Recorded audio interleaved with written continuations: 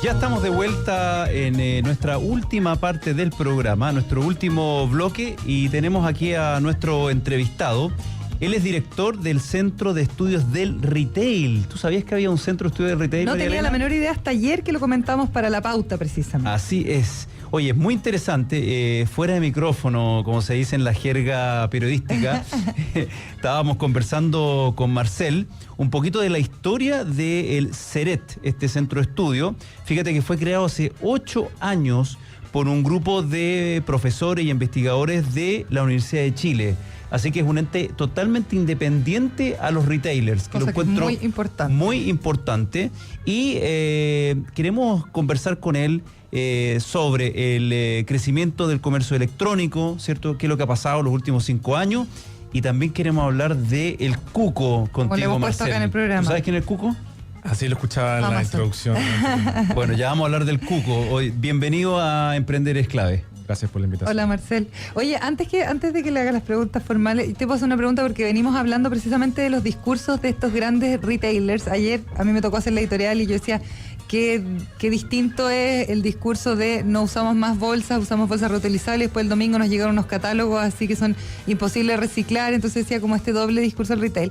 Pero me imagino que ustedes también, como llevan ya 8 años, se habrán dado cuenta como si es que había un cambio, porque, no sé, están haciendo otras activaciones. Por ejemplo, lo estábamos comentando, el Parque Arauco está metiendo temas de inclusión, de agenda de sostenibilidad. ¿Le están dando como una revalorización a solo vender el retail a sus marcas o no? ¿Cómo lo observan ustedes? Bueno, en general siempre hay como una idea de los retailers como estos grandes gigantes que están solo como una fábrica de vender, pero en realidad... Para hacernos endeudar. Sí, eventualmente es una posibilidad, pero en general cuando uno piensa en retail tiene que pensar en desarrollo en el largo plazo, y la única forma de tener clientes en el largo plazo es que sean clientes que encuentren valor en el retail. De repente nosotros damos por sentado que el retail es una industria que media árida, pero nos damos cuenta del valor, por ejemplo, cuando de repente cierra un supermercado y lo difícil que se nos hace sobrevivir cuando no está el supermercado, o cuando un día domingo de repente cierra por las elecciones que hacen estas cosas y dices, oye, ¿qué hago? Los feriados irrenunciables. Los feriados irrenunciables. ¿Qué hago sin el mall? O cuando me encuentro que necesito una farmacia, ¿qué hago si es que no está la farmacia disponible?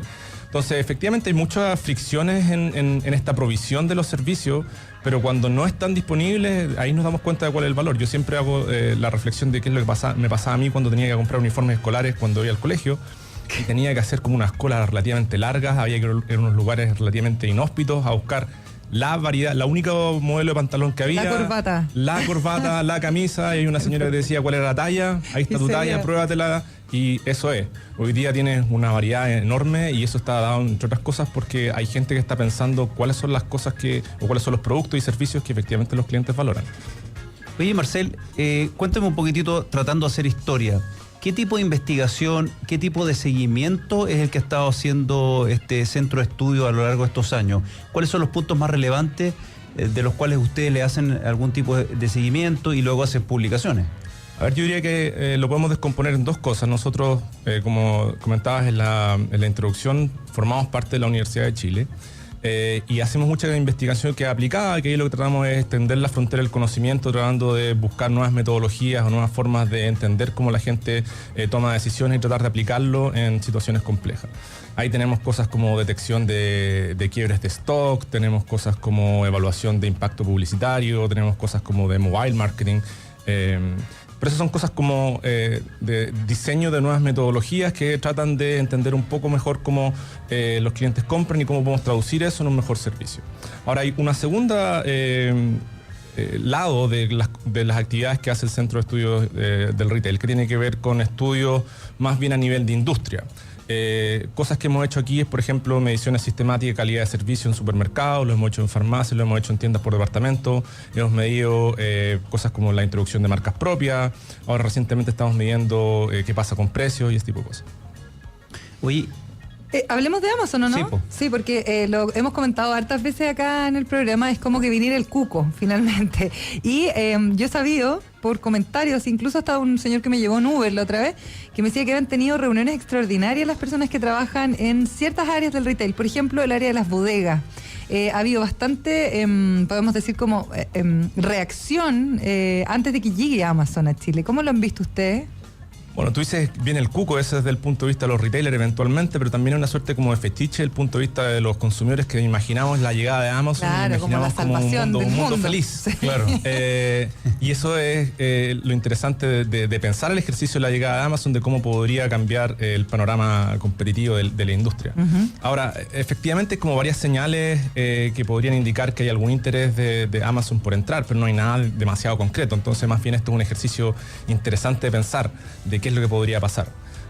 Ahora, Amazon quería instalar oficinas acá primero, que no tiene nada que ver con el tema del bodegaje. Esa es la segunda pregunta cuando uno dice si es que llega a Amazon, ¿qué significa que llegue a Amazon? Amazon en realidad es un conjunto de servicios distintos y los niveles de entrada que ha tenido en distintos mercados ha sido diferente. Uno podría pensar la variedad completa de servicios que entregan Estados Unidos es muy distinta, por ejemplo, a la entrada que tuvo Amazon en Brasil, en que entró principalmente con libros. Claro. Y el panorama que uno puede imaginar en el escenario 1, en que llega solo con libros, es bastante distinto a un servicio completo con los servicios... Hasta con el Amazon Go que existe en Estados Unidos, que es el supermercado. Con los niveles de servicio de que te puedan despachar al día siguiente, claro, o incluso el mismo día, y todo ese tipo de cosas. Claro, entonces, hay dos preguntas aquí. Una es si es que efectivamente entra Amazon, y la segunda sería... ¿en qué nivel entra? ¿Y cuál es su estrategia de penetración al mercado? Ahora, chileno? lo que tú decías, como este sueño que nos genera a nosotros de que todo va a cambiar y que ya no te van a decir, espere que le llevemos el refrigerador el día lunes entre 9 de la mañana y 9 de la noche, que es como insólito porque al final no puedes estar todo el día en tu casa esperando que te lleven un despacho. Igual genera un movimiento dentro del mercado, ¿no? Del retail. Yo creo que genera una oportunidad de repensar cuáles son las cosas que efectivamente valora el cliente, pero el comercio electrónico es una realidad que viene creciendo sostenidamente en los últimos años, independiente de la llegada de Amazon. En los últimos años hemos visto como varias de las compañías de retail más importantes de Chile se han puesto un poco las pilas en tratar de mejorar los servicios y tratar de buscar qué otras cosas pueden ofrecer a partir de los servicios electrónicos. Oye, Marcel, te quería citar, ayer en el diario La Segunda hay una entrevista a Gerd Findel, que es fundador de Acid Labs. Y él dice, quiero saber si tú compartes lo que él comentó ayer en La Segunda. Dice, Amazon le ha movido el piso a los más grandes del retail chileno, que si bien tienen la ventaja de su amplia red de puntos de venta y sus tarjetas de crédito, tienen una gran debilidad frente a la automatización logística de Amazon y su trabajo colaborativo con los proveedores. Deben mejorar la relación con sus proveedores y trabajar asociativamente, algo que sí hace Amazon. Bueno, Amazon efectivamente tiene esta lógica empresarial de proveer niveles de servicios que están un poco por encima de lo que es el estándar de la industria. Estoy desviando un poco de la parte de la relación con los proveedores, pero permea toda la organización de tratar de proveer un servicio de excelencia, que eso por supuesto tiene que traducirse detrás. Y en ese sentido Amazon está por encima de los niveles que tradicionalmente observamos en los retailers chilenos. Ahora, ahí cuando uno pone el tema de la eficiencia logística, por ejemplo, hay un problema de escala, que eso puede funcionar cuando tú tienes el suficiente nivel de escala para poder introducir todos estos niveles de tecnología que hacen que el proceso sea tan eficiente. Ahora, si es que tú tienes un mercado en que solo vendes en algunas categorías, la introducción de esta tecnología es bastante más difícil de mantener. ¿Por qué Amazon podría estar interesado, Marcel, en un mercado tan pequeño? Porque al final uno podría pensar de que primero está, Brasil, por supuesto, Brasil, ¿cierto? México. Es decir, hay otros lugares como para ir a experimentar. ¿Qué tiene de atractivo Chile?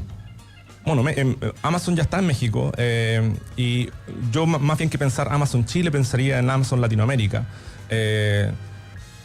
Si uno piensa a Amazon Europa, por ejemplo, hay muchos servicios y la parte logística que se comparte.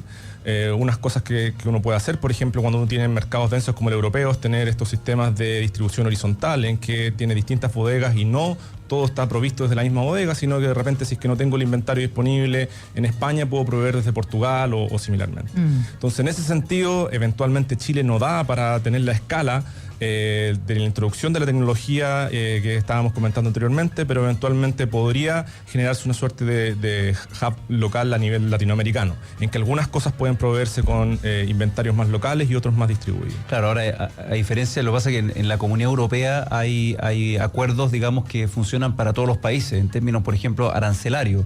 En el caso de Latinoamérica tenemos una ensalada porque Chile es el país más abierto en términos de intercambio de comercio, ¿cierto? Importaciones, exportaciones, sobre todo respecto a los bajos aranceles que tenemos, pero cuando uno quiere hacer eso con Perú, con Argentina, ni hablar con Brasil, es prácticamente imposible, no hay reciprocidad, porque uno puede importar, ejemplo, yo estoy haciendo una transacción Amazon Chile y tengo que traer un producto, importarlo, que Amazon lo va a poder hacer desde Argentina, a Chile va a entrar con arancel cero, pero al revés, cuando yo quiera hacer esa misma transacción hacia otro de los países, claro, ahí van a entrar con aranceles que pueden llegar hasta el 50%. Bueno, efectivamente eso es una de las restricciones o los desafíos que podría enfrentar Amazon al llegar a Latinoamérica, pero por eso estamos pensando en perspectivas de largo plazo. Cuando miramos lo que pasó con Brasil, Amazon entra a Brasil hace unos 4 o 5 años atrás y entra con libros y se demora 5 años en empezar a vender electrónico.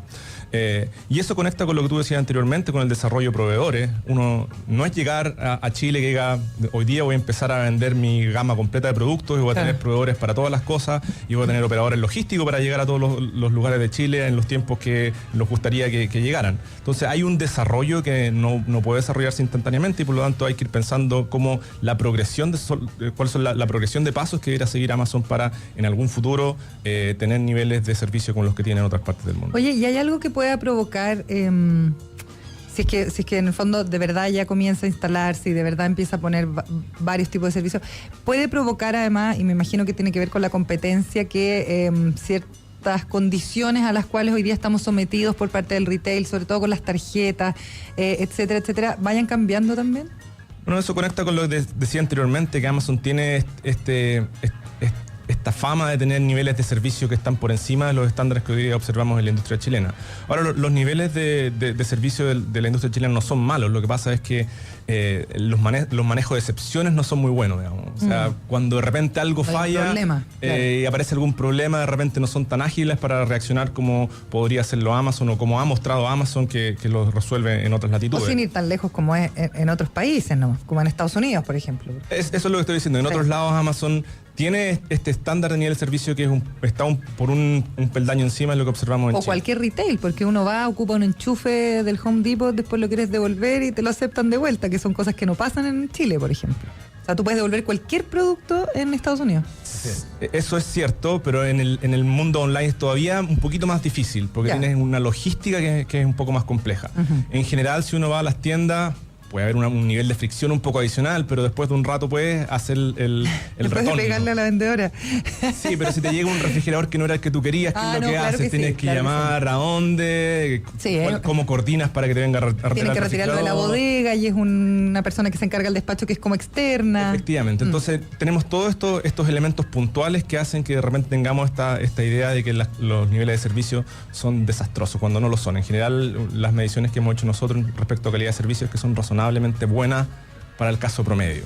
Entonces, la entrada de Amazon, de nuevo, suponiendo que llega con los niveles de servicio que observamos en otras latitudes, podría generar cierta presión para elevar un poco los estándares de calidad de servicio.